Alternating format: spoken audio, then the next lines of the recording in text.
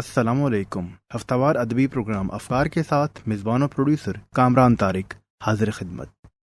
سامعین کرام، ادب انسانی رویوں سے عبارت ہے، وہ رویے جو انفرادی عمل سے اجتماعیت کی شکل اختیار کرتے ہیں۔ ان رویوں میں مثبت اور منفی رجحانات کے مختلف پہلو ہوتے ہیں، جنہیں لفظوں کی شکل میں بیان کرتے ہوئے اہل قلم نہ صرف ثقافتی اور معاشرتی تاریخ رقم کرتے ہیں، بلکہ اپنے عہد کے افراد کی اصلاح کے عمل میں بھی اپنا بھرپور کردار ادا کرتے ہیں۔ ایسے ہی باہنر افراد سے آپ کی ملاقات کے لیے پروگرام افکار پیش کیا جاتا ہے۔ آج ہمارے ساتھ موجود ہیں محترم ارشد وحید۔ آپ ناول نگار ہیں، مترجم ہیں اور دونوں ہی حیثیات میں اپنی جداگانہ شناخت رکھتے ہیں۔ گفتگو کا آغاز کرتے ہیں اور جاننے کی کوشش کرتے ہیں کہ ادب کے حوالے سے ان کے افکار کیا ہیں اور وہ معاشرے کو اور معاشرتی سوار کو کس نگاہ سے دیکھتے ہیں۔ سر، سب سے پہلے تو پروگرام افکار میں ہم آپ کو پورے پروگرام افکار کی ٹیم کی جانب سے خوش آمدید کہتے ہیں۔ جی، بہت شکریہ آپ نے جو بلایا۔ جی، عموماً یہ عمل مشکل ہوتا ہے، یہ سمجھ نہیں آتی کہ بات کا آغاز کہاں سے کیا جائے، اور جب آپ جیسی شخصیت موجود ہوں جن کا تجربہ، جن کی تخلیقی کام اس قدر زیادہ ہو، تو یہ طے کرنا کہ بات شروع کہاں سے کی جائے ذرا مشکل لگتا ہے، تو آسانی پیدا کرتے ہیں اور شروع سے ہی بات کا آغاز کرتے ہیں۔ اب ہمارے سامعین کو یہ بتائیے کہ پہلی بار آپ کو کبھی احساس ہوا کہ آپ جذبوں کی کہانی لفظوں کی زبانی کہہ سکتے ہیں؟ جذبوں کی کہانی لفظوں کی زبانی، یہ تو کافی دیر بعد سمجھ آئی، لیکن بات کچھ وہ عام سی بھی لگتی ہے کہ لوگ کہتے ہیں میں بچپن سے شوق تھا، لیکن ایسا ہی ہے۔ تو جب میں بہت چھوٹا تھا تو مجھے کہانیاں سوچتی تھیں، ان کا خیال ذہن میں آتا تھا، اس کے تانے بانے بنتا رہتا تھا، اور یہ کہانی میرے ساتھ ساتھ ہی چلتی تھی۔ ظاہر ہے جس عمر میں ہوتا تھا اسی حساب سے وہ کہانی ہوتی تھی، بچپن کی کہانیاں بچپن کے حساب سے تھیں۔ تو ان کو لکھنے کا بھی شوق تھا، قلم دوات سے لکھتا تھا، اور پھر ظاہر ہے کچھ مجھے اتنی ہمت نہیں ہوتی تھی کسی کو دکھانے کی، تو بس وہ ویسے ہی رہ جاتی تھی۔ تو کہنا یہ چاہوں گا کہ میری جو ساری زندگی کا آغاز ہوا، جو ہوش ہوا، وہ کہانیاں پڑھنے، کہانیاں لکھنے، ان کے بارے میں سوچنے میں، اسی مطلب میرے ارد گرد کاغذ ہی ہوتے تھے، یا پڑھ رہا ہوتا تھا یا ان کو کچھ لکھ رہا ہوتا تھا۔ تو آپ کو مطالعے کا شوق رہا جس نے آپ کی ذہنی تربیت کی، آپ کے دیگر بہن بھائیوں کو بھی کتاب بینی کا شوق رہا؟ جو ہمارے زمانہ تھا نا، ہمارا بچپن، اس میں کتاب بینی تقریباً ہر ایک کو شوق ہوتی تھی۔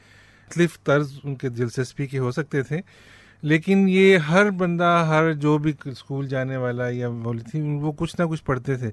ہماری بہنیں اخبار جہاں، آداب، ظہور، زیب النساء، اس طرح کے رومانٹک ناول، ہم بھی وہ سارے پڑھتے تھے، آپس میں ہم چھپاتے تھے ایک دوسرے سے کہ پہلے پڑھیں یا نہ۔ اور یہ ہماری فیملی کے ساتھ ہی نہیں تھا، جنرلی جو ہے وہ تمام اس زمانے میں جو لوگ اسکول جاتے تھے تو اس کی آپ کے شاعری میں، کہانیوں میں، پڑھنے میں وہ دلچسپی رکھتے تھے۔ اور اگر آپ دیکھیں اس جنریشن میں تو سب لوگ جو ہیں وہ مین کہانی کاروں سے واقف تھے، تو یہ ہمارے روزمرہ زندگی کا حصہ ہی ہوتا تھا۔ تو ہاں، میرے گھر میں بھی سب لوگ پڑھتے تھے، اور میرے بڑے بھائی بھی بہت پڑھتے تھے، انہی کے ساتھ میں لائبریری جاتا تھا اور مطلب وہیں پہ بہت وقت گزارتا تھا۔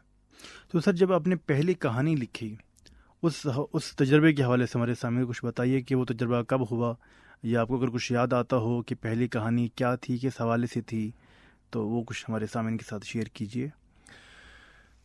پہلی کہانی ظاہر ہے کچھ میرا خیال 17-18 سال کی عمر میں جو میں نے لوگوں میں پیش کی ہوگی نا، جیسے اردو اکیڈمی تھا ملتان میں، ایک ہفتہ وار جو ہے نا تنقیدی اجلاس ہوتا تھا، اس میں پیش کی۔ اس میں ظاہر ہے اس زمانے میں بہت سارے انسان کے ڈریمز ہوتے ہیں، ایک ویلیو سسٹم کے ساتھ ہوتا ہے، اور یہ کہ ارد گرد کیا ہو رہا ہے، اس کو اس طرح کی چیزوں کے ساتھ وہ تھی۔ اس کے اندر بہت زیادہ جو فلو ان چیزوں کا تھا، واقعات کا بھی۔ اٹ اسٹارٹیڈ 47 سے جب یہ پاکستان بنا، لوگ آئے، اور اس کے بعد اس وقت جو بھی میں نے سوچا اس کا نا، اس کی سچویشنز کے بارے میں تھا۔ تو کافی لوگوں نے اس کو بہت پسند کیا، I mean since I was very young, تو جونیئر کو لوگ پروموٹ بھی کرتے ہیں، پسند بھی کرتے ہیں، تو سب نے بہت اچھا کیا۔ کچھ لوگوں نے کچھ اس کا بڑا سختی سے وہ بھی کیا کہ جیسے یہ بہت زیادہ آپ ہمارے ملک میں جو خامیاں ہیں اس کو ایکسپوز کر رہے ہیں۔ مطلب میرا ایسا کوئی مقصد نہیں تھا، میں نے تو جو اس وقت سمجھ آیا وہ لکھا۔ تو ایک تو وہ تھا۔ دوسرا جو میں نے پہلے بھیجا وہ کہانی، وہ ماہ 9 میں بھیجی، انہوں نے ویسے ہی واپس کر دی کہ یہ تمہاری کچی عمر کے رومانٹک جذبات ہیں تو یہ کوئی وہی رونا دھونا سارا وغیرہ. پھر میں کالج میگزین وغیرہ میں بھی تھا, اس کا ایڈیٹر بھی تھا. اس میں نے جو کہانی لکھی وہ اس وقت ضیاء الحق کا ماشاء اللہ تھا, تو وہ پورا جو ہے نا میگزین ہی سینسر ہو گیا نا, اور وہ اس طرح نہیں چھپا جیسے ہم نے وہ چھاپا تھا. میری کہانیاں بھی نکال لی گئیں اور بہت سارے لوگوں کی کہانیاں تھیں وہ بھی نکال لی گئیں, شاعری نکال لی گئی. تو اس طرح ہے. بعد میں پھر شارٹ سٹوریز تو چلتی نہیں, لیکن پھر میرا زیادہ رجحان جو ہے وہ ناول, اور اس کے ساتھ ہی پھر ایک دلچسپی اور بہت زیادہ وابستگی شروع ہوگی جو اب تک ہے. تو میں I just work on that, اور میں بہت سارے جو پسند آتے ہیں ان کو, ناول از مائی مین ایریا. بہت خوب. آپ نے کالج میگزین کا ذکر کیا. آپ کے خیال میں جس دور آپ کالج میگزین سے وابستہ ہوئے, یقیناً اس دور میں بھی نوجوانوں میں ادب کے فروغ کے لیے کالج میگزینز کا بہت بڑا کردار تھا. آج کے دور میں آپ کس طرح دیکھتے ہیں؟ تقریباً کالجز میں کالج میگزین کا اجرا ہوتا ہے, تو کیا وہ اپنا مثبت کردار ادا کر رہے ہیں ادب کے فروغ میں؟ دیکھیں, سچی بات یہ کہ مجھے آج کے بارے میں جو کالجز میں ہو رہا ہے زیادہ پتہ نہیں ہے. مطلب میگزین چھپتے ہیں کہ نہیں چھپتے مجھے نہیں پتہ, لیکن میرے خیال میں جو ہمارا جو کالج کا میگزین نخلستان تھا, یا پھر جب ہم نشتر میں گئے میڈیکل کالج میں تو اس کا نشتر تھا, گورنمنٹ کالج لاہور کا راوی تھا. ان کے باقاعدہ اردو اور انگریزی کے ایڈیٹوریل بورڈز ہوتے تھے, اور جو ٹیچرز میں سے بھی جو بہت زیادہ ادب سے جن کا یہ لکھنے پڑھنے سے وہ اس کی نگرانی کرتے تھے. تو آئی تھنک یہ بہت زبردست روایت تھی جس سے ہم بھی گزرے ہیں اور ہم نے بھی استفادہ کیا ہے. آج کل میں دیکھیں کچھ کہہ نہیں سکتا کیونکہ میں جانتا نہیں ہوں, لیکن جتنے لوگوں سے میں ملا ہوں. اچھا, ایک چیز اور بھی ہے کہ جو ہمارے زمانے میں, ایک تو جو ہم سے جو پہلی جنریشن ہمارے ٹیچرس تھے, ان میں ایک خوبی یہ ہوتی تھی کہ وہ ماڈرن کنٹمپریری جو ہم اثر جدید لٹریچر اس سے بھی واقف ہوتے تھے, اور ہماری ٹریڈیشن جو ہماری عربی, فارسی, یہاں کی ہندی زبانوں میں جو کچھ لکھا گیا, جو کہاوتیں تھیں, جو ڈرامے تھے, جو شاعری تھی, غالب, میر, بے دل, ان سب سے بھی واقف تھے. ایکسپرٹ ہونا اور بات ہے, لیکن وہ واقف تھے. تو اس کے امتزاج سے وہ بہت کچھ جو ہے نا نیا لکھتے تھے, اور بہت اوریجنل اور جینون ہوتا تھا. ابھی بھی میں یہ تو نہیں کہنا چاہوں گا کہ ہر پرانی نسل کی طرح لوگ کہتے ہیں کہ, لیکن اب یہ ہے کہ کافی ون ڈائمینشنل ہے. لوگ یا جو بہت زیادہ ماڈرن انگریزی اسکولوں میں پڑھتے ہیں, تو وہ اگر ان کو لٹریچر سے لگاؤ ہوتا ہے تو موسٹلی وہ انٹرنیشنل لٹریچر سے ہوتا ہے, which is good. I mean literature international بہت ہی اچھا لکھا جا رہا ہے, لیکن جو یہاں کے قصے ہیں, یہاں کی لوک داستان, یا پھر اگر اردو میڈیم ہے تو وہ صرف اردو کے لوگوں کو جان رہے ہوتے ہیں, لیکن وہ جو ایک بڑی ہولسٹک سی پرسنالٹی لٹریچر کے حوالے سے وجود میں آتی تھی, جس میں آپ کنٹمپریری انٹرنیشنل لٹریچر سے بھی واقف ہیں, اردو کی روایات سے بھی واقف ہیں, پھر یہاں کے جو لوک داستانیں ہیں, جو قصے ہیں, جو ہیر رانجھا کے قصے ہیں, جو وارث شاہ کی پوئٹری ہے, امیر خسرو کی پوئٹری ہے, ان سے بھی واقف ہوتے تھے. سو میرا خیال میں وہ ایک زیادہ بہتر انوائرمنٹ تھی. آج کی بھی میں کوئی ایسی یہ نہیں کہہ رہا ہوں کہ میں مطلب وہ نہیں ہے, کیونکہ میں اس کے بارے میں بہت زیادہ جانتا بھی نہیں ہوں, لیکن جو دیکھنے میں میرا ایک سرسری مشاہدہ ہے اس میں نے یہ محسوس کیا. سر, آپ نے بہت خوب کہا کہ اس وقت کے اساتذہ تھے وہ ادب پر بھی گہری نگاہ رکھتے تھے. آج کے دور میں جو ہم دیکھتے ہیں سر, تو ہمارے یہاں سبجیکٹ اسپیشلسٹ ہونے کا ایک رجحان بہت زیادہ ترقی پا گیا ہے کہ جو شخص ایک مخصوص مضمون میں اسپیشلسٹ ہے وہ شاید اس سے ہٹ کر نہیں دیکھ رہا. آپ کے خیال میں اس وجہ سے, اس رجحان کے ساتھ وہ اپنے طالب علموں پر, ان کی ذہنی تربیت پر کس طرح اثر انداز ہو رہا ہے؟ اس میں دو باتیں ہیں جی. ایک تو ظاہر ہے کہ پہلا زمانہ تھا, اس میں تھوڑی سی آپ کے پاس گنجائش بھی تھی, وقت بھی تھا, آپ سب کچھ کرتے تھے. آج کل کافی انسرٹن, انسٹیبل سچویشن ہے, لوگ معاش کے لیے بھی بہت کچھ کرتے ہیں, اس لیے وہ اپنے سبجیکٹ میں ہی زیادہ وہ کرنا چاہتے ہیں. یہ ضروری نہیں ہے کہ کوئی سوشیولوجی کا پروفیسر ہو کہ اس کو لٹریچر کا پتہ ہو, لیکن میں یہ ضرور کہنا چاہوں گا کہ جو لٹریچر کا آدمی ہے اس کو سوشیولوجی کا پتہ ہو, کیونکہ لٹریچر بنیادی طور پر ایک انسان کی کیفیت کو اظہار کرتا ہے نا. تو اس میں سائیکالوجسٹ کی اپنی رائے ہو سکتی ہے, سوشیولوجسٹ کی اپنی ہو سکتی ہے, ایک فزسسٹ اور ہو سکتا ہے, لیکن لٹریچر اس کو انسانی اعتبار سے دیکھے گا, لیکن وہ یہ بھی دیکھے گا کہ ارد گرد کیا ہو رہا ہے, کس کانٹیکسٹ میں اس نے یہ کہا ہے, اس کے ارد گرد کے واقعات کیا ہیں, اور ایک خاص لمحے میں, خاص ماحول میں, خاص اس کے واقعات کے تناظر میں اس نے کس طرح وہ کیا ہے. سو میں یہ سمجھتا ہوں کہ لٹریچر لکھنے والوں کا ایک تو پرائمریلی ان کا جو مشاہدہ ہے وہ بہت گہرا ہونا چاہیے, اور اس کو اندر وہ ریڈیوسڈ ریالٹیز نہ ہوں کہ جس میں آپ کہیں کہ بس یہ سچ ہے, لیکن یہ ایک دریافت کا عمل ہونا چاہیے کہ اس طرح کے واقعات میں اس طرح ہوا اور یہ ممکن ہو سکتا ہے. وہ ایک فائنل اپنی ججمنٹ نہ دیں, بلکہ اس کے لیے جو ہے نا ایک ممکنات کا جو ہے نا وہ رکھیں.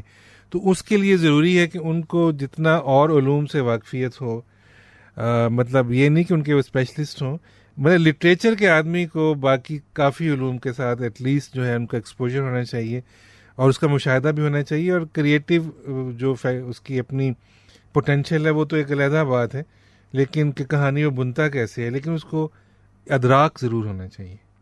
سر ہم آپ کو دیکھتے ہیں کہ آپ نے ماشاء اللہ ڈاکٹری کی تعلیم حاصل کی ہوئی ہے, اور اس کے ساتھ آپ تخلیقی جو عمل ہے اس میں بھی سرگرم ہیں, لیکن ہمارے یہاں عام تاثر یہ لیا جاتا ہے کہ تخلیق اور معاش, جس طرح ہم نے ذکر بھی کیا کہ معاشی مسائل کے ساتھ تخلیق کے حوالے سے بات کرنا ذرا مشکل ہو جاتا ہے.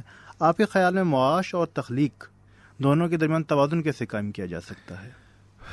میرا نہیں خیال توازن ہو سکتا ہے اگر آپ ریئلی کسی بھی چیز میں ایکسل کرنا چاہتے ہیں, بیکاز اس کو ٹائم مانگتی ہے. وہ ہمارے ہاں بدقسمتی یہ ہے کہ جو آپ کا لٹریچر لکھنے والے ہیں یا کوئی بھی تخلیق کار ہیں, ان کو کوئی معاشی سپورٹ ہے نہیں, مطلب مارکیٹ میں کتابیں اتنی زیادہ نہیں بکتی اور چیزیں نہیں ہیں, اس لیے ان کو ان مسائل کا سامنا رہتا ہے. ادروائز بہت سارے ملکوں میں یا معاشروں میں جو بندے اچھا لکھتے ہیں یا کوئی بھی اچھے فن کے اوپر دسترس رکھتے ہیں گانے میں, ان کو بہت زیادہ معاش کی فکروں سے آزاد ہو جاتے ہیں.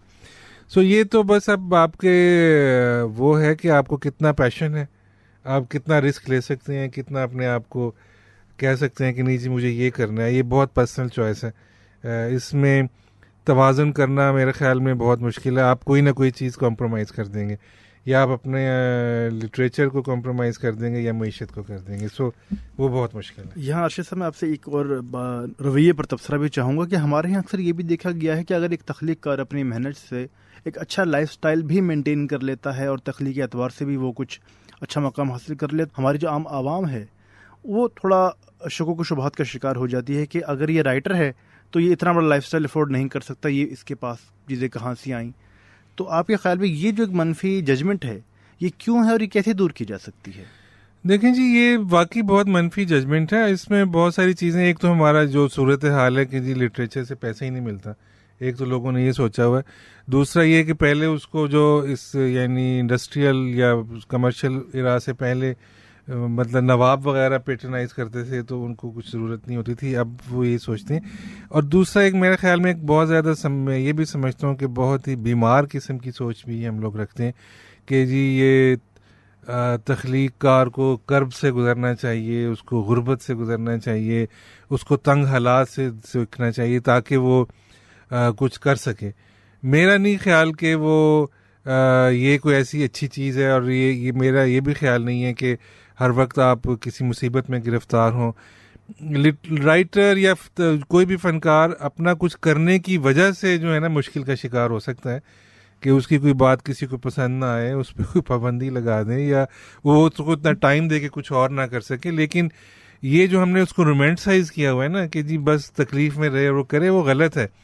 وہ ویسے بھی میں وارث سلوی کی ایک چیز بہت یاد کرتا ہوں, آپ کے اس نے بڑا لکھا ہے, اس کی کتاب تھی غنچہ حاضر ہے. اس میں ایک ویسے بھی جو لوگ لکھتے ہیں جی کہ جو لکھنے والے ہیں یا تخلیق کار ہیں یا شاعر ہیں, ان کو جو ہے نا کوئی دنیا بدل دینی چاہیے نا. تو اس نے بڑی اچھی سی بات کی, اس نے کہا کہ دنیا میں اب تک جب ہوئی ہیں بے شمار ریفارمرز آئے ہیں, بے شمار مقدس ہستیاں آئی ہیں, بے شمار فلاسفرز آئے ہیں, بڑے بڑے جرنیل گزرے, بڑے سائنٹسٹ گزرے, وہ اس دنیا کو کچھ خاص نہیں بگاڑ سکے. تو آپ اس شاعر سے کیوں ایکسپیکٹ کرتے ہیں کہ وہی اس دنیا کو بدلے؟ شاعر کا کام جو ہے وہ ایک زبان میں رہتے ہوئے ایک کسی بھی لینگویج کو پروموٹ کرے اور اس کے اندر اچھی کوئی ایسی چیزیں کرے جس سے ایک انسانی دریافت کا عمل، ڈسکوری کا عمل، کچھ لوگ خوش ہو سکیں اس سے، کچھ اس کے اندر ان کے اندر کچھ چیزیں ان کو انسپائر کر سکے کہ وہ کچھ چیزوں کو نئے انداز سے دیکھیں. سر یہاں میں پوچھنا چاہوں گا، آپ کے تخلیقی جو حوالے ہیں اس جانب آتے ہیں کہ عموماً یہ ہوتا ہے کہ اگر آپ شاعر ہیں تو آپ شاعری کے ساتھ نغمہ نگار بھی ہو سکتے ہیں، نغمے لکھ سکتے ہیں، اور وہ کمرشلزم کا استعمال کرتے ہوئے آپ فائنینشلی اپنی معاشی اعتبار سے بھی اپنے لیے سہولت پیدا کر سکتے ہیں. لیکن ناول کا آپ نے انتخاب کیا.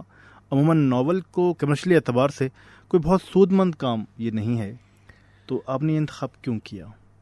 یہ سوال پوچھنے کا مقصد یہ ہے سر کہ ہمارے یہاں بہت سارے ایسے نوجوان ہیں جن کے اندر کہانی لکھنے کا جذبہ موجود ہے، مگر وہ چاہتے ہیں کہ نہیں ہم شاعری کریں تاکہ ہم نغمہ نگار بن جائیں اور پھر اس حوالے سے ہم مشہور بھی ہو جائیں اور کمرشلی یا فائنینشلی بھی ہمیں اس حوالے سے کچھ سہولت ہو. تو ان لوگوں کے لیے میں تبصرہ چاہ رہا ہوں. دیکھیں جی، یہ آج کل جو کامیاب نغمہ نگار جس طرح ہے، بننے کے لیے کوئی بہت بڑا شاعر ہونے کی ضرورت نہیں ہے. دوسرا یہ ہے کہ میں ذاتی طور پر میں یہ سمجھتا ہوں کہ ناول، ایک تو پرسنل یہ ہے کہ میں اس ملک میں رہتے ہوئے ناول میرے لیے روزگار کا ذریعہ نہیں ہے. میں کری خواہش ہے کہ ہو، لیکن نہیں ہے وہ. میں اور بنیادی طور پر اس لیے کرتا ہوں کہ مجھے اچھا لگتا ہے. تو اس میں مطلب اگر روزگار بھی ہوتا تو مجھے اور اچھا لگتا ہے، لیکن وہ نہیں ہے اب تک تو نہیں ہے. لیکن دوسرا یہ ہے کہ آدمی وہی کچھ کر سکتا ہے جو اس کو آتا ہے اور جو اس کو چاہتا ہوں. میں اب کوئی بہت فزسسٹ نہیں بن سکتا، میں کوئی کیمسٹ نہیں بن سکتا، میں کوئی گا بھی نہیں سکتا، مجھے نہیں آتا. تو جو مجھے آتا ہے مجھے وہی کرنا ہے. باقی یہ ہے کہ کمرشلی ویسے تو دنیا میں ناولسٹ بہت زیادہ سکسیزفل ہوتے ہیں اگر وہ ان کا کام بک جائے تو. بہت یعنی دونوں لٹریری ناول بھی اور commercial mystery novel, science fiction بہت چلتا ہے. They are rich people. تو ہمارے ملک میں جو بہت سارے اور مسائل ہیں اس میں یہ بھی ہے. تو میرا نہیں خیال کوئی گھاٹے کا سودا ہے. بالکل آپ نے بہت خوب کہا. واقعی اگر ہم تھوڑا سا بہت زیادہ تو نہیں، تھوڑی سی تاریخ دیکھیں تو ابن صفی ہمارے سامنے موجود ہیں، اشتیاق احمد صاحب ہمارے سامنے موجود ہیں جنہوں نے ناول کے ذریعے ہی اپنی پہچان کمائی ہے. اور اس لیے میں چاہوں گا کہ ادب کے وہ طالب علم جو ہمیں سن رہے ہیں ان کے لیے سر اگر آپ ہمیں بتا پائیں کہ آپ نے ناول نگاری میں بہت کام کیا، وہ اگر ناول لکھنا چاہیں تو یہ تخلیقی عمل کس طرح شروع ہونا چاہیے، یا آپ کے ہاں یہ تخلیقی عمل کس طرح شروع ہوتا ہے جو ان کے لیے معاون ثابت ہو سکے؟ جی میں بالکل، یہ آپ نے بڑا ریلیونٹ چیز ہے، اس کو ڈسکس کرنا چاہیے. ہمارے ہاں عام طور پر یہ سمجھا جاتا ہے کہ آپ کو ایک آئیڈیا آ گیا اور آپ نے اس کو کہہ دیا تو آپ کہانی لکھ سکتے ہیں. یہ اچھی بات ہے، یہ بنیادی بات ہے، آنی چاہیے. لیکن ناول ایک ایسی صنف ہے جو ہمارے ہاں سے نہیں آئی، ویسٹ سے آئی ہے، اور اس کی ایک پوری تاریخ ہے، اور اس کے اندر بہت ساری ٹیکنیکل باتیں ہیں. اس کو رکھنا پڑتا ہے، کسی بات کو کتنا بتانا ہے، کتنا نہیں بتانا، اور ناول کس لیے آپ لکھ رہے ہیں، آپ کا آڈینس کون ہے. اس میں آپ کوئی پروپیگنڈا نہیں کر رہے، بلکہ ایک اپنی کہانی کے کرداروں کو سمجھنے کی کوشش کر رہے ہیں، یا کردانی کے کردار اپنی کہانیاں کہہ رہے ہیں کہ زندگی اس طرح ہو بھی سکتی ہے. ایک ممکنات کی بات ہے. تو اس میں راوی کون ہے، کس طرح کہانی کو بیان کرنا ہے، اور اس کو بہت زیادہ مد نظر رکھنا چاہیے. ہم لکھتے ہیں، آپ کی بہت اچھی نثر ہو سکتی ہے، لیکن ہم بہت ساری باتیں ایسی لکھتے ہیں جو ضروری نہیں ہوتی. بہت ساری ایسی باتیں چھوڑ جاتے ہیں جو کہنی چاہیے. تو ریلیونس کا خیال ہم نہیں رکھتے. ہم یہ خیال نہیں رکھتے کہ کتنا ایک چیپٹر ہونا چاہیے، اس کس طرح ایک دوسرے سے لنک ہونا چاہیے. ایک کہانی کہنے کے لیے ریئلسٹ ہونا کتنا ضروری ہے، اس کے اندر فینٹیسی کو آپ کتنا لا سکتے ہیں، سریلسٹک اپروچ کیا ہو سکتی ہے. یہ ایک سمندر ہے جو آپ کو جان سکتے ہیں، اور آپ کو جاننا چاہیے جو بھی لکھنا چاہ رہے ہیں نا. بلکہ کیونکہ یہ ایک اس چیز کے علاوہ کہ اس کا کیا مقصد ہے، اس سے کمرشل فائدے کیا ہو رہے ہیں، انسان کی دریافت کا عمل ہے، ایک آپ کا ذاتی پیشن بھی ہے. آپ نے اپنے آپ کو بھی سیٹسفائی کرنا ہے کہ آپ نے ایک اچھی چیز پروڈیوس کی ہے، کوالٹی پروڈیوس کی ہے. تو اس کے لیے میرا خیال ہے اس کا پلاٹ کیا ہے، راوی کون ہے، اور کس طرح اس کو آپ نے لے کر چلنا ہے، اس کو فلیش بیک میں یہ ہر کہانی اپنا جو سٹائل ہے وہ خود ہی ڈٹرمن کرتی ہے. اس کے لیے آپ ایک تو یہ ہے کہ آپ کو بہت پڑھنا چاہیے، اردو ناولوں کو بھی پڑھنا چاہیے، اور جتنا اگر ممکن ہو سکے انٹرنیشنل ناولس کو کم از کم جو ان کے بڑے ناول ہیں وہ آپ کو ضرور پڑھنے چاہیے، اور اس سے بھی آپ کو بہت فائدہ ہوگا. اور اس کی جو ٹیکنیکس ہیں، ٹیکنیکل چیزیں، کچھ کتابیں ان کے اوپر بھی پڑھنا چاہیے. مطلب وہ کچھ بیسک کتابیں ہیں، ایسپیکٹس آف ناول فاسٹر کا ہے، اور بہت ساری کتابیں ہیں مطلب لکھی ہیں، وہ ضرور پڑھنے چاہیے تاکہ وہ کہانی کہنے کے فن کو زیادہ بہتر جو ہے سمو سکیں، اپنی کہانی میں زیادہ کوالٹی لٹریچر پروڈیوس کر سکیں. پھر جب آپ کو بیسکس آتے ہوں گے تو آپ اس سے بغاوت بھی کر سکتے ہیں، آپ ڈیویٹ بھی کر سکتے ہیں، آپ اپنا اسٹائل نیا بھی بنا سکتے ہیں، آپ اپنی ٹیکنیک بھی نہیں بنا سکتے، لیکن بیسک پہلے آپ کو آنا ضروری ہے. ہم یہ نہیں کہہ رہے کہ آپ کو کوئی ایک بیسک کسی چیز کی فالو کرنا ضروری ہے، لیکن جب تک آپ بیسکس جانیں گے نہیں، جب تک آپ کو رنگوں کا نہیں پتہ ہوگا تو آپ پینٹنگ کے اندر کوئی زیادہ ڈیویشنز نہیں کر سکیں گے. آپ کو جب پتہ ہوگا تو پھر آپ ان کو ملا جلا کر کوئی نئے رنگ بنا سکیں گے. اگر آپ کو ناول لکھنے کی بنیادی تکنیک کا پتہ ہوگا تو آپ کو نئی تکنیک بھی دریافت کر سکیں گے.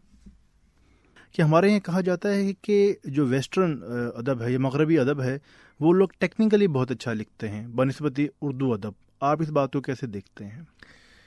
جی میں بہت زیادہ اس سے متفق ہوں. مطلب شاعری ہماری بہت اچھی ہے، لیکن جو نثر ہے، جو ڈرامہ ہے، جو ناول ہے، وہ جو باقی ہمارے ملک کے علاوہ جو دوسری ٹریڈیشنز ہیں جو ویسٹ کی ہیں وہ بہت اچھی ہیں، بہت آگے ہیں. تو اس میں ہمیں کوئی آر نہیں ہونا چاہیے. ہم مطلب دنیا ہم سے سیکھے، ہم دنیا سے سیکھیں. ان کے موضوعات، ان کی ٹیکنیک، ان کی تھیمز، ان میں بہت گہرائی ہے، بہت بنیادی سوالات اٹھاتے ہیں، انسان کے وجود کے سوالات اٹھاتے ہیں، انسان کا کائنات سے رشتہ، اس سے سوالات اٹھاتے ہیں، ہمارا پورا جو سوشل لیگل سسٹم ہے اس کے بارے میں سوالات اٹھاتے ہیں. آپ اس سے اندازہ لگائیں نا کہ میں جب باہر پڑھتا تھا تو بہت سارے جو ڈسپلنس، جو سوشل سائنسز کے ڈسپلنس ہیں، اس میں لٹریچر ایز اے ریڈنگ ان کو وہ پڑھایا جاتا تھا. مطلب جو لا کی کلاسز تھیں لیگل، اس کے اندر دوست و فسق کا کرائم اینڈ پنشمنٹ پڑھایا جاتا تھا. تو اس لیے نہیں کہ وہ لوگ ناولسٹ بنے، لیکن اس لیے کہ وہ ان کو انڈرسٹینڈنگ ہو کہ کرائم کیا ہوتا ہے اور پنشمنٹ کیا ہوتی ہے. اور اسی طرح اگر آپ دیکھیں کافکا کا جو ناول ہے اس نے کرائم اینڈ پنشمنٹ کو الٹ دیا، جو دوستوفسکی کا ناول تھا، کہ جس میں نارملی کرائم پہلے ہوتا ہے اور پھر پنشمنٹ اس کی طرف آتی ہے. تو جو کافکا کا ناول ٹرائل ہے اس میں جو کریکٹر پنش پہلے ہے، سزا پہلے آئی، اور اس نے بعد خود اس نے اپنے آپ جرم کو ڈھونڈا ہے. اسی طرح میں اگر آپ دیکھیں فرائڈ جتنا بڑا پوری اپنی سینچری کا بڑا امپورٹنٹ آدمی تھا، اس نے جو یہ جو ایڈیپس کمپلیکس کا اپنا لکھا، اس کا میں آرٹیکل فرائڈ کا پڑھ رہا تھا، اس میں اس نے اس کی اپنی ریسرچز تھیں جو بھی تھیں، لیکن اس نے جو اس کا آرٹیکل لکھا ہے نا، اس نے اس کو بیس کیا ہے. اس کا آرٹیکل کا نام ہے دوستوفسکی سینٹ اور سینر. اس میں اس نے جو گلٹ کی جو فلسفی کو ڈھونڈا ہے، اس نے 3 بڑے ماسٹر پیسز کو ملایا ہے. اس میں سے کہا کہ میں نے اس میں ایکسٹریکٹ کی ہے. ایک تو ایکچولی جو ایڈیپس ریکس کا ڈرامہ تھا، دوسرا جو تھا دوستوفسکی کا تھا بردرز کرامازوف، تیسرا شیکسپیئر کا ہیملیٹ. وہاں سے اس نے کہا کہ یہ دیکھیں اس لٹریچر میں ابھی یہ چیزیں جو ہے نا ٹرینڈز آپ دیکھ رہے ہیں. میں اس لیے میں سمجھتا ہوں کہ وہ بہت انہوں نے آگے کی چیزیں کی ہوئی ہیں جو ہمیں بھی کرنی چاہیے. جو ہمیں دنیا میں سارے انسان ایک دوسرے سے مل جل کر ہی کرتے ہیں، تو ہمیں ہمارے جو بھی پرانی داستانیں ہیں ان میں بہت سی بڑی بڑی چیزیں موجود ہیں جو ان لوگوں نے بھی لرن کی ہوں گی. بدھا کی کہانیوں سے بہت سارے انہوں نے، ہرمن ہیس کا ناول مہاتما بدھ پہ ہے، انہوں نے بھی کی ہوں گی. اورینٹل باقاعدہ طور پر جو ویسٹرن رائٹرز تھے ان کو کوئی شرم نہیں تھی کہ اورینٹل چیزیں پڑھنے میں مطلب وہ کرتے تھے اور استفادہ کرتے تھے. عمر خیام ان کے ہاں بڑا پاپولر رہا ہے، اور بڑے رائٹر ہیں. تو اسی طرح میں یہ سمجھتا ہوں جو کنٹمپریری پچھلے 400-500 سال ہیں، یہ جو ویسٹ میں رنیسانس کا دور ہے، اس نے بہت بڑا ناول پروڈیوس کیا ہے، بہت بڑا لٹریچر پروڈیوس کیا ہے، اور ہمیں کوئی آر نہیں. میں تو ذاتی طور پر سمجھتا ہوں بہت بہتر لکھا ہے انہوں نے، اور بہت اعلیٰ چیزیں لکھی ہیں. سر ہمارے سننے والوں کو اپنے تجربے کی بنیاد پر یہ بتائیں گے کہ ٹریٹمنٹ کے نئے سے نئے انداز کیسے دریافت کیے جا سکتے ہیں؟ اس کا دیکھیں کوئی لگا بندہ اصول تو نہیں ہوگا میرے خیال میں، لیکن 3-4 چیزیں جو ہیلپ کر سکتی ہیں. ایک تو یہ کہ آپ کو پتہ بہت زیادہ ہو، پتہ مطلب جو انسانوں کے بارے میں بھی، اور دوسرے علوم کے بارے میں بھی. اور تیسرا یہ ہے کہ آپ نے جو بیسک ٹیکنیکس ہیں ان کے اوپر عبور حاصل کیا ہو. کم از کم عبور نہ بھی کیا ہو تو آپ کو پتہ بھی ہو, پھر آپ کھیل سکتے ہیں بہت ساری چیزیں. آپ کے ذہن میں کہانی آئی, آپ اس کو کہہ سکتے ہیں کہ اس کی میں یہ فارم دے سکتا ہوں, اس کو میں ایک پوئٹک فارم دے سکتا ہوں, اس کو میں ایک ڈرامہ اس کے اندر زیادہ ہو سکتا ہے, اس کو ایک میں نیریٹو سٹائل بنا سکتا ہوں, اس میں بریک کر سکتا ہوں کہ اس میں واقعات کو بیان کروں, آگے میں کچھ اپنے خیالات اظہار. پر اس طرح کی بھی یہ ہے نا کہ ایک ناولسٹک ایسے کی بات کنڈیرا کرتا ہے, اور اس نے اس کو ایکسپیریمنٹ بھی کیا ہے. اور پھر آپ کس طرح کریکٹرز کو کتنا ریئل رکھنا چاہتے ہیں, کتنا اس کے اندر فینٹیسی لانا چاہتے ہیں. آپ کے ہاتھ میں ساز کیسے ہیں جن کے ملا کر اور اس کے آپ نے ایک کمپوزیشن بنانی ہے. آپ کے ہاتھ میں رنگ کتنے ہیں, ان کے اوپر آپ کا عبور کتنا ہے کہ آپ نے ایک تصویر کو ایک خاص طرح کا اس پہ اثر اس کے اندر انفیوز کرنا ہے. تو میرے خیال میں کوئی لگا بندہ تو اصول نہیں ہے کہ آپ ٹریٹمنٹ, یہ آپ کو آپ کا بہت زیادہ محنت اور آپ کا پیشن اور آپ کا اسکل اور آپ کا اس کے اندر جو مطلب انوالومنٹ وہی ڈٹرمن کرے گی. عموماً سر ہمارے ہاں جب ترجمے کا آغاز کیا جاتا ہے تو ایسے افراد کی تراجم کیے جاتے ہیں جن کا پہلے سے ترجمہ ہو چکا ہو, یا ایک ایسی سرٹن لیول پر ہوں جب آپ کو لگتا ہو کہ آپ ان کے جذبات اور ان کے الفاظ یا ان کا جو بیان ہے اپنے الفاظ میں آپ بیان کر سکتے ہیں. تو مارکیز تو بہت بڑا نام ہے, تو آپ نے سب سے پہلے ہی سب سے بڑے نام کا انتخاب کیا. اچھا, ایسا میں نے پہلے بھی بتایا نا کہ میں نے کچھ زیادہ سوچا نہیں تھا. مجھے وہ ظاہر ہے اتنا بڑا ناولسٹ ہے تو مجھے وہ اچھا لگا تو میں نے اس کو کرنا شروع کر دیا. لیکن میں ایک چیز یہ بتا سکتا ہوں, اور اس میں ظاہر ہے بنیادی کنٹریبیوشن تو مارکیز کے ناول کا ہی ہے کہ وہ اتنا اچھا ناول تھا کہ اس کا ترجمہ بھی بہت لوگوں نے پسند کیا, جو میرے لیے ذاتی ایک امبیرسمنٹ کا باعث بھی تھا. امبیرسمنٹ تو نہیں کہنا چاہیے, وہ ظاہر ہے کوئی اس سے وہ نہیں ہے. میرا اپنا ناول اور یہ جو ہے نا اکٹھے چھپے تھے 95 میں, تو ہر ایک جو جنرل تھا نا کہ بھئی وہ جو ترجمہ ہے وہ کمال کا ہے. وہ واقعی ایک تو میرا اس میں لیبر آف لو بہت تھی, اور وہ اتنا اچھا ان اٹ سیلف اتنی اچھی کہانی ہے. تو میرے اس ترجمے کو بہت لوگوں نے پسند کیا, چاہے وہ آپ کہہ رہے ہیں کہ اتنے مشکل آدمی کو وہ کیا, کیونکہ اس میں نے بہت محنت کی تھی, اور وہ کہانی وہ ناول بذات خود بڑا دلچسپ بھی ہے اور بہت اچھا ناول ہے, اور یہی میری ترجمہ کرنے کی وجہ بھی تھی. سر آپ کے خیال میں جو ہمارے یہاں اشاعتی ادارے ہیں وہ ادب کے فروغ میں کتنا کام کر رہے ہیں, اور ان کے لیے ناول کی اشاعت کتنی اہم ہے؟ دیکھیں جی, ادب کی جو ادارے ہیں, جو پبلشنگ ہاؤسز ہیں, بنیادی طور پر دیکھیں وہ بزنس کرتے ہیں نا, تو ان کا مطلب مقصد ہے کہ پروفٹ میکسیمائز کرنا ہے نا اپنا, ہر بزنس کی طرح. ان کا یہ میرا نہیں خیال کہ دل میں ہوگا کہ وہ ادب پروموٹ کریں, ان کو اپنا پیسے کمانی ہے. کچھ بڑے آئیڈیلسٹ سے لوگ تھے. منیر نیازی نے ایک المثال پبلشنگ ہاؤس تھا کہ میں خوبصورت اچھی ادبی کتابیں چھاپوں, وہ میرے خیال 2-4 شماروں کے بعد ہی بند ہو گیا تھا. انہوں نے نون میں راشد کی شاید چھاپی تھی, لا برابر انسان, اور وہ بہت ہی اچھی, دیکھنے میں بھی خوبصورت لگتی تھی, وہ بند ہو گئے. تو میرا خیال ہے کہ ذاتی طور پر ادبی ادارے تو اس کے علاوہ نہیں کچھ کریں گے, کہ جو چیز بکے گی وہ وہی چھاپیں گے.